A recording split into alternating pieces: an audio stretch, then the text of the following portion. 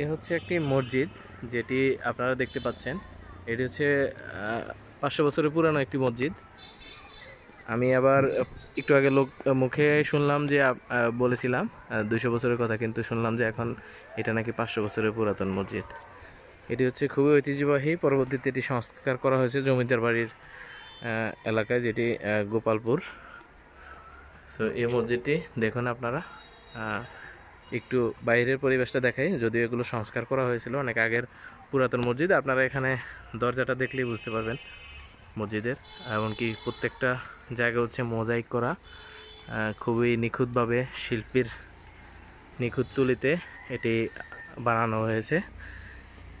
আপনারা দরজার সিস্টেমটা দেখুন, দেখলেই বুঝবেন। এমনকি এখানে এই এলাকার মধ্যে সবচেয়ে পুরাতন মসজিদ হচ্ছে এটি। আপনারা হয়তো দেখে বুঝবেন, দূর থেকে যতটুকু ধারণা করতে পারেন বা কাছে আসলে কিন্তু আরও সবচেয়ে বেশি উপলব্ধি করা যায়।